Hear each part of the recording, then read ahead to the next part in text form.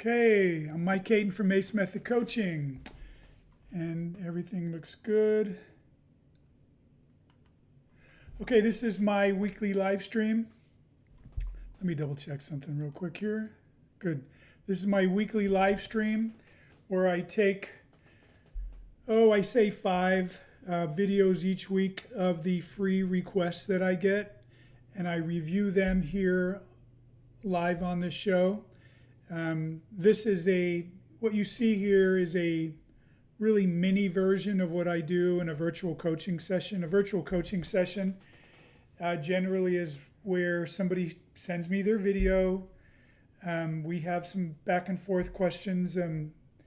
They basically send me their video and then tell me what they need help with. And a lot of times it's just done on a video. They'll send me the video, I'll review the video and send them back a much longer version than what you're going to see here today, and answer all their questions and give them everything that they need to move forward and achieve their goals. Sometimes we do this very often. Sometimes I do with people each week. Sometimes it's a one and done. Sometimes we do it live on Zoom. That way we talk back and forth until they get all their questions answered. But either way, you can learn about this on my website at acemethodcoaching.com. Go to the hurdling page, go to virtual coaching session. You can learn all about the options there. That's also where you can go to see where you can send me a free one if you just want to be, hope that you get selected. Because I get quite a bit of videos sent to me, and I just select a handful of them. The hint is that it's usually the ones with the better video quality, because I like to turn around and use those on my social media. That's kind of the deal. You want some free advice, then you're giving me permission to use your video for my marketing. So that's how that works. So if you're interested in that, acemethodcoaching.com. But I'm going to jump right into it because I am 1, 2, 3, 4, 5, 6, 7. I'm doing 7 people today. Darn it. I said 5, but different things happen. Okay, here we go. Elena. Elena is a sophomore in high school. I've seen this before. Elena is telling me that she has a hard time with her legs and the blocks because, make sure I don't get her confused with another person. Yeah, I'm pretty sure this is what Elena was saying. Basically saying that I'm sorry, let me make sure I'm not confusing her.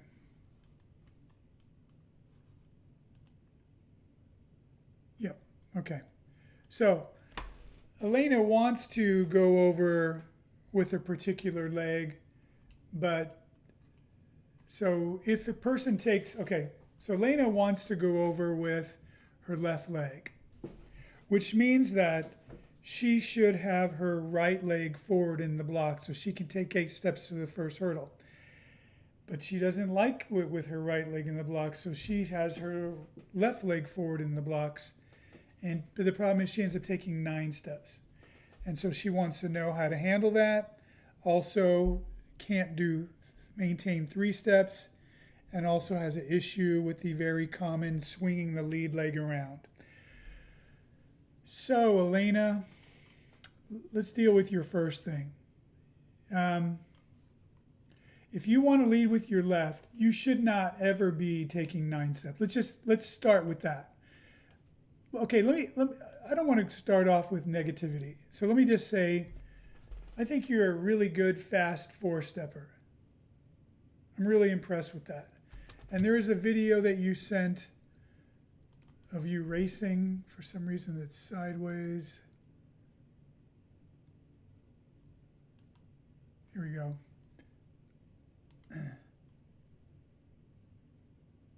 And here you are in the green. Doing a really nice job for 4-stepping. And then here you are from the front, which we'll get into later. Okay. But you want a 3-step, and you should 3-step. because you're probably going as fast as you can go as a four-stepper. I mean, turning those legs over really quick. But there's only so fast a person can go when they take that small of steps. So you should be three-stepping. But you can't three-step for multiple reasons. One is purely out of habit, and the other is because you've taught yourself how to be close to the hurdle. You've taught yourself to take 9 steps to the first hurdle, be too close, jump too high, lose speed, and then because you're not running full speed because of the small steps, it just keeps repeating, negative cycle. So the way to fix that, first is to have more speed going into the first hurdle. And you're going to have to do that by taking 8 steps instead of 9. So I'm sorry to tell you, you have to switch your legs. You just have to get used to it. It really isn't as hard as you think. I know that it doesn't feel comfortable, but I've never had an athlete that once they finally commit to it doesn't feel pretty normal after a week or two. So just suck it up and do it. That's what I would tell you. Or do your other leg over the hurdle. I mean, your choice. You can either switch your favorite lead leg or switch your legs in the blocks. The choice is yours. But you should not take 9 steps because you're putting on the brakes with these little tiny steps there. Okay? So you can't 3-step, again, one, because you've slowed down at the first hurdle, too close to the hurdles, you're jumping up at the hurdles, which causes you to slow down more because now you're floating. You have to jump up, you have to wait to land. So you've lost speed going into the first hurdle and going over the first hurdle. So now you're getting ready to run to the second hurdle, but you've already done multiple things to give up your speed. And so, of course, it's going to be very hard to get to the next hurdle in 3 steps. But it can be done. So I would first step is I would fix your issue of your legs in the blocks, or which is going to be your lead leg. Run only 8 steps to the first hurdle. Be farther away, go lower over that first hurdle, meaning stay flatter so that you can come down off the first hurdle with more speed than you're used to. Then I see that you are already practicing with pinched spacing. And I can tell by listening to your video, your coach seems to know what he's doing because he's trying to tell you to get on the balls of your feet, which sounds at minimum like a good coach. So I see a couple things going right, but what you need to do is find a spacing that you can 3-step, even if it's even more reduced than this, and get used to the rhythm of 3-stepping. And then you will learn that you can do it, and then you'll get better and faster and gradually, incrementally spread out these hurdles until you can be about a foot away and a click down. And if you can do that at practice, you're ready to 3-step into meet. Okay, real quickly, let's deal with your lead leg. So you just discovered that you're swinging your lead leg around from the side. And if you've seen it in my videos, you'll know that this is a pretty common problem, but you shouldn't be doing it. You should keep your leg straight underneath there, pull it straight through. Part of the reason you're doing this is probably from your years of being too close to the hurdle, and so you've learned how to do this. So I'm guessing you're in the US, which means you're probably in the off season. So now is the perfect time to change the way you move your lead leg, swing it straight through, change everything, learn how to come out of the blocks with the opposite leg, etc., and use the summer to get better. That's what I would do. Okay, Anuka. Okay, Anuka, 12th grade, 3rd year hurdling, saying she have a hard time maintaining speed and 3-stepping, and her lead leg tucks under. She is in lane 5 with the black top and the blue spikes.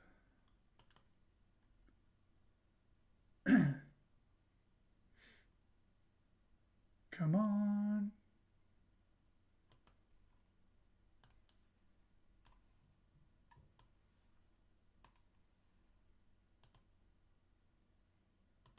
So 1, 2, 3, 4. Actually, this is her. I think nobody's in lane 5. This is Anuka right here. 4-stepper. No. So you started off 3-stepping. Okay. So let's see here. Okay, so I like your aggression. You were the first one of the first hurdle. A tall girl passed you up. I like your aggression. I like your speed and power. Let's break it down. 1, 2, 3, 4, 5, 6, 7, 8. 1, 2, 3. 1, 2, 3. 1, 2, 3, 4. Okay, so your preference is to lead with your right, but so what's happening is you go into the first hurdle. This is very, very common. You're going into the first hurdle with a ton of speed, but somewhere in here you lost a little speed. So you have less speed now than you did going over the hurdle. And then lost a little more speed here. I could even see it. 1, 2. And even more speed here, and you barely make it. And now you don't have enough speed, so now you got to throw in a next extra step. 1, 2, 3, 4. Okay. So unfortunately, I wish the camera were somewhere around hurdle 2 or 3 so I can figure out what's going on. But let me see if I can figure it out.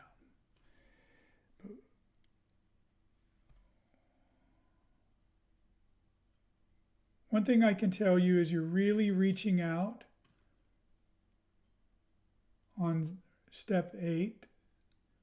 So a little bit of speed loss there. I'm sorry, that was step 7.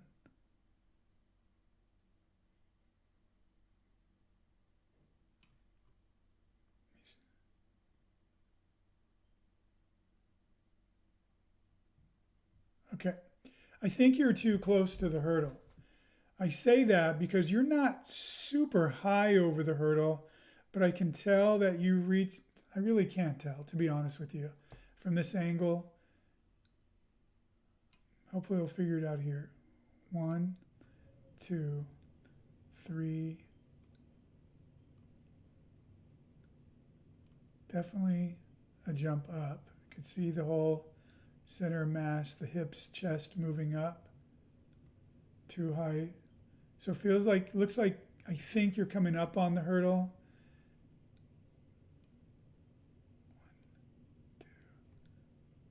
Big reach out there. Now I can start to see. Okay, so you see how your leg is almost straight, and I can see the bottom of your shoe. That means you're reaching out. I should never see that because you should be landing more underneath you on the balls of your foot, but you're reaching out to land on your heel.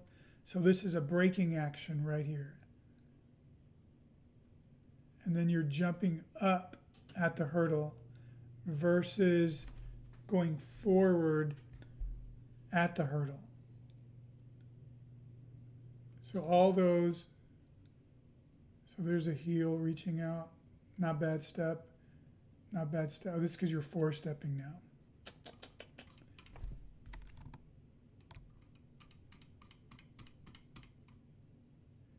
Okay.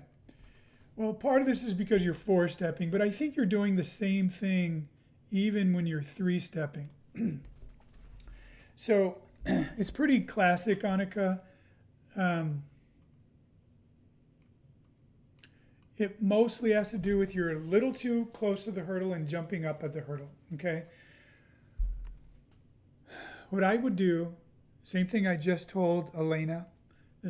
I'm assuming you're off season. This is the perfect time. I'm hoping that this was 11th grade and you're now going into the 12th grade. If I were coaching you, and by the way, there's a video that I got coming out tomorrow that you might be interested in. It's about a girl that I work with virtually, and you will see she spends her summers practicing to improve her form to get better for the next year. And I won't ruin the story because it's a really good story, so watch it. But this is the perfect time to do that. You need to learn how to sprint at the hurdles and not break at the hurdle and jump up. Sprint and go flat over the hurdle. And the only way to do that is with low hurdles pinched in, so you can practice, get used to that feeling and that 3-step rhythm so that you can do that and go flat over the hurdle. And as you do that, you gain confidence and you start breaking the habits you have, you can gradually, incrementally spread out the hurdles and do it a little farther, a little farther, a little farther. So in practice, you always practice with a reduced spacing. And the goal as the season goes on is get to the point where you can practice 3-stepping at about 1 foot short of the official spacing and about 1 click down. And if you can do that at practice, you'll be shocked at how much better you become, and then you will be able to do it in a meet. If you can do that in practice, it's the equivalent of energy in a meet. So, and it works over and over. I've coached many state champions, okay, this way, and it works. Because that you're doing that. You're breaking at the hurdle and you're jumping up. So you're losing the speed. So that's the reason why you can't continue after the 4th hurdle or 3rd hurdle. Okay? I hope that helps. Chase. Chase is a freshman already running a 15.9. So Chase, that's really good. This is him in the red. Really fast, really pretty smooth, especially, like I said, for a freshman. I can tell you, if I was coaching a freshman like you, I would be thrilled. Like, oh my gosh, I've got a stud on my hands. I got a future state champion. I don't know what state you're in. It really depends on what state you're in.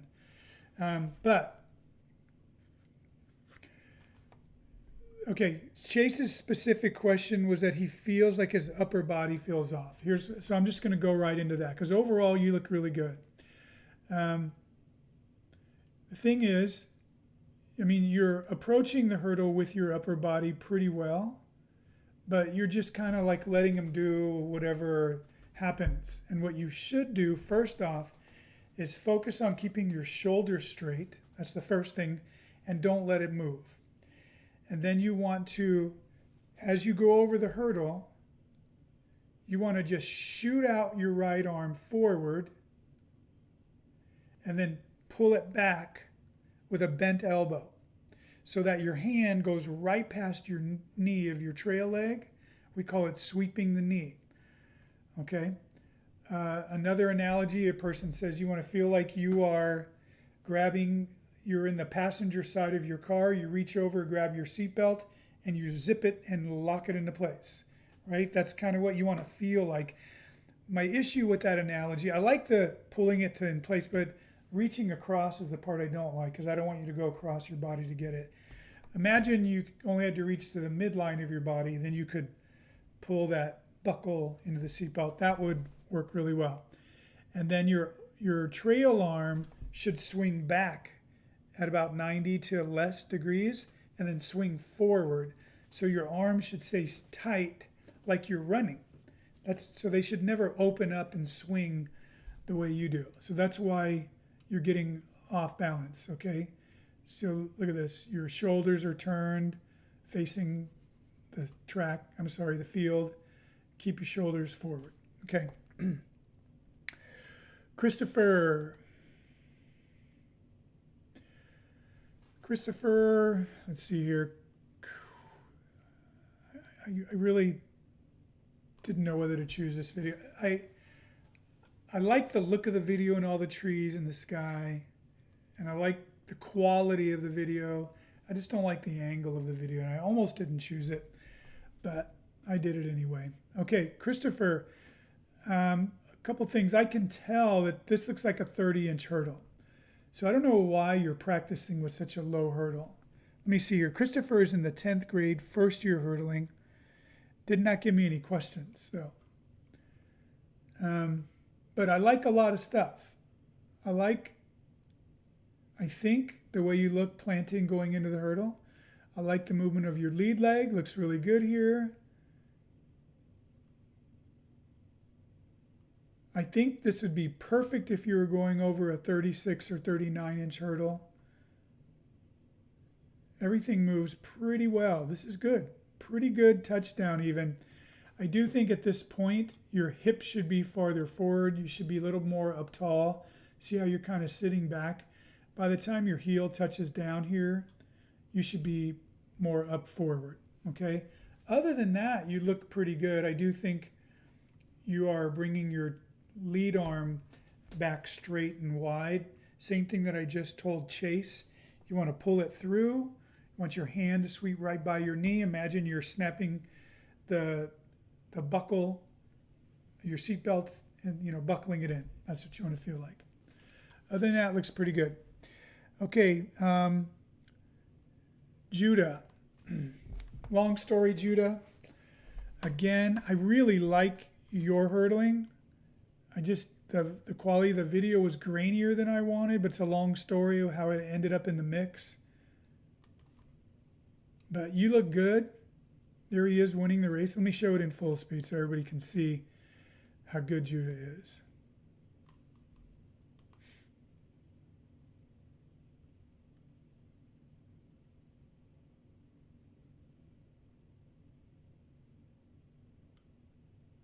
Okay, really good. 9th grade. Wow. 3rd year hurdling though. I'm super impressed. You are going to be really, really good.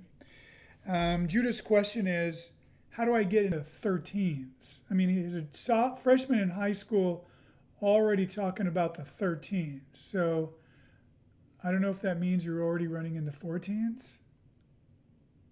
Did you say 13s or 14s? I'm going to check that out. Oh, get on. Yeah, that's what you said. Okay, I'm impressed. Okay. Here's what I like, though, for everybody watching. Just overall, look at his center of mass. As he pushes off here and he drives, look at this. When his thigh never goes up. It is pointed right at the top of the hurdle. Most people, their thigh angles up, but his is right at the hurdle. Look at that, look at that, look at that. Really, really good. Probably a little higher than you need to be. So one thing is stay lower. But overall, your movement of everything is really good. This is great. So Christopher, if you're still watching, look at the way Judah does this. By the time he gets, in fact, he never lets his heel touch. But even if he did right here, see how it's straight up from his heel? Right there is where his hips are. Your hips were sitting back. So that's what you need to do is as you come off that hurdle, pull your hips forward so you're up tall when you touch down.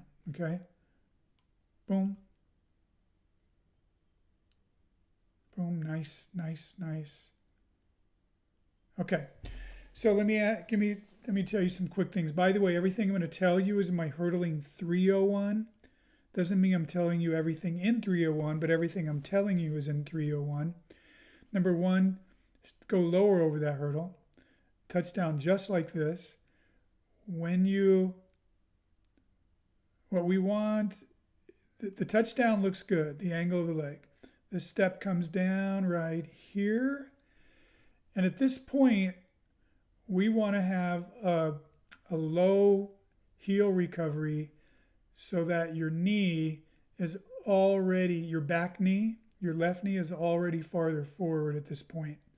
You notice all the elite guys, when they bring their trail leg down right here, boom, and you look at their opposite knee, it's kind of in front of the other knee. So right here, somewhere between here and here, you should have been there. So, okay, see how you're reaching out, getting ready to land on your heel, and you have the big gap between the knees? That's because of the high backside heel recovery. We want to minimize that, but that's going to come with time. I think the faster you get, the stronger, more powerful you get. You want to maintain good sprint technique with every step between the hurdles. So you want to be landing with your foot underneath you on the balls of your foot versus on your heel, which you're getting ready to do. But it is nice that you are moving back with your foot into the track. But you see the gap again between the knees? We want to have, and see how high your heel is? Ultimately, you want to have your heel only down here and your knee a little farther forward. So less backside heel recovery. Talk to your coach about that if you don't know what I mean. Obviously, you got a good coach. No doubt about it. Okay, so here's the other thing to go to the big time. You see the angle of your heel is here, your leg angle's back. We want to get that straight up and down. So that means your foot has to be more underneath you and more on the ball of your foot. I also think that you are unfurling your lead leg too soon, because right here where your knee gets to parallel, your lower leg should still be back here a little bit. If you look at the guys in the Olympics or the Olympic trials, if you were to freeze frame them all right here, they don't have their foot in front of their knee. They have their foot behind their knee at this point. So you got to get tuck it in tighter. Other than that, everything looks really good. Okay, Natalie. Okay, Natalie is right here. Natalie is saying, 9th grader, 3rd year hurdling, having an issue with 3 steps, doesn't like the way her arms are moving, doesn't know which lead leg to use. She feels better with her right, but her technique is better with her left. So let's watch you, Natalie.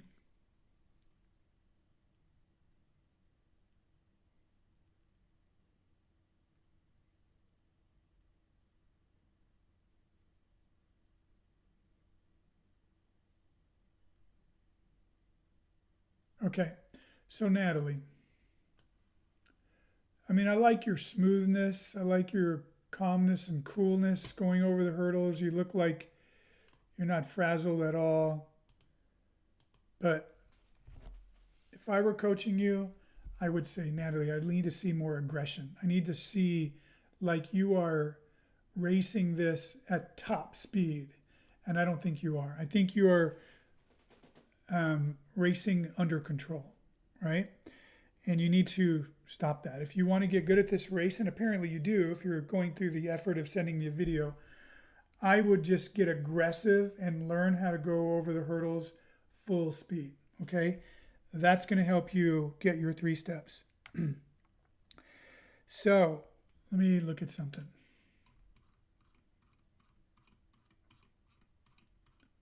So one, you just popped right up out of the hurdle. Look at that. Your head and your chest are almost straight up and down on your first step. You need to really drive out of the blocks. So step 1, step 2, step 3, step 4, step 5, step 6, 7, 8, 9. Okay, for one, you're taking 9 steps to the hurdle, which you shouldn't be. Okay, you should be going full speed and doing it in 8 steps. So already you set yourself up to not have full speed. And you're saying that feels better with your right, but you do better with your left. I don't see that. I see they both look identical to me, okay? I see on all of them, you're too close to the hurdle. You're coming up on the hurdle. So yes, you're having to do a little bit funny things with your lead leg because you're just too close to the hurdle. Let me get you up here. See how you're just jumping up at the hurdle, like hopping over it, versus going full speed, diving at the hurdle. And the other thing is you do this on both legs. You pull your trail leg kind of underneath you. See right here, I know I can just tell. I can tell the way it's moving that it never really came around the way that it was supposed to be. Because right here, your knee should be higher and your thigh should be parallel to the ground, but it's not. It's hanging low, and then you pull it through. Kind of, I've coached many girls, and I recognize this look. And then the other thing is your trail leg is just dropping, boom. From here, it just drops to the ground, and it should be a very aggressive step to the next hurdle because it's your first step to the next hurdle. And right here where you're on your toe, your knee should still be parallel to the ground, like really powerful, almost like a bound, right? Driving trail leg to the next hurdle. So my overall advice to you is over this off season, practice with shorter hurdles, smaller hurdles, practice hurdles, whatever it takes to break your 3 years of learning how to hurdle like this and get the confidence that you need to go fast over hurdle, stay low over hurdle, keep your speed between so you can 3-step over these hurdles. It's better than anything that I can do. I can go to little nitpicky things and tell you, well, do this with your arm, do this with your knee, but it doesn't matter if you don't go full speed. Okay, it would change things much more if you would do that. Okay. All right, Sebastian.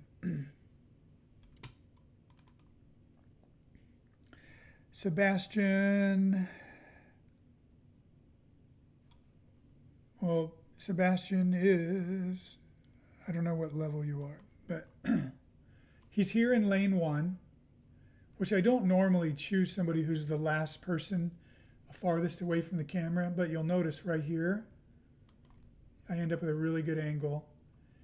And there's one good thing about being in last place is I can see you. So, Sebastian wants to know. Let me find out. 10th grade. Okay. So, Sebastian wants to know. He's saying he can't apply speed through the hurdle, and his arms are kind of throwing back, and he's having a hard time changing his technique.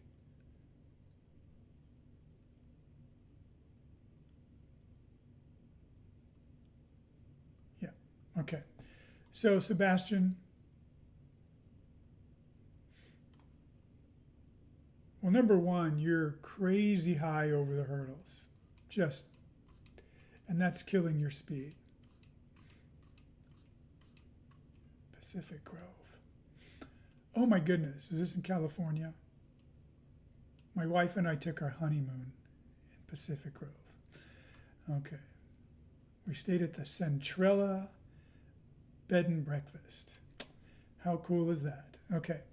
And we did our 25th honeymoon, same place. So you live in one of the most beautiful places on earth. Okay. So, see how high you are? This is one of the problems. You're so high over the hurdle that as soon as you leave the ground, you're now floating.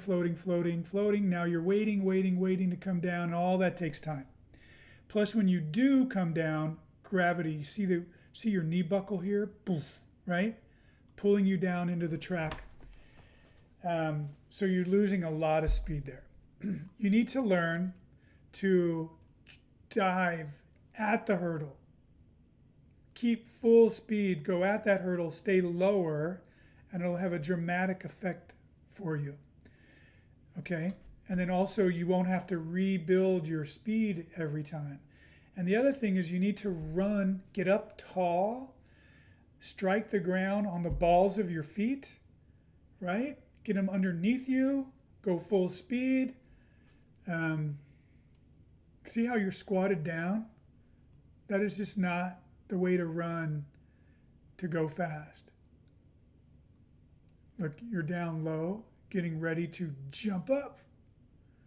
Again, too high, and then wait to come down. And because of how high you are, it forced you to land like this, falling backwards with the high trail leg. All these things add up to just speed killers, right? The way you're running between the hurdle, stretched out on your heel, jumping too high, landing, all of that is ruining your speed. So here's what you need to do. Like I've been telling everybody, summer is the perfect time to start from scratch and learn to hurdle properly. I would work with some practice hurdles, lower hurdles, and I would practice going full speed, going at that hurdle, low and flat. So you scrape it. Whatever it takes for you to do that, okay? Do that. Start low, gradually build it up. That's the number one thing.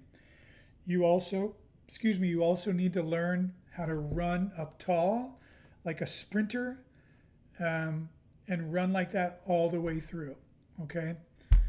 And if you can do that and maintain speed, it's going to make all the difference. But again, like I've told somebody else here today, I could tell you a bunch of little things, but the main thing is because you're jumping so high and losing speed, and then you have to stretch out in between hurdles because you don't have the speed to get to the next hurdle. So it's a negative cycle. All started because you went too high over the hurdle. So you got to retrain yourself to go low, okay? Yeah, I'm hoping to make a video this summer to show a good strategy for that. But in the meantime, low hurdles, practice going, and then gradually move them up. That's what I would do. Okay, that's it. I'm going to jump out real quick to see if anybody had a question. Where do I want to be? Good. Trackman, thank you. Okay, so if you jumped on this and you're going, whoa, what is going on here? How can I get him to look at my video? Well, you go to acemethodcoaching.com. You will see on there, you go to the hurdle page. The best thing you can do, much better than what I'm doing here, is to get a virtual coaching session. This is a very simple version of what you get there, but it's free. If you want to know how to do that, go to my free section stuff, and you can upload a video and get a chance to be on here for me to choose it for this. That's it. If you have any questions, go to the website, acemethodcoaching.com. Until then, have a good week.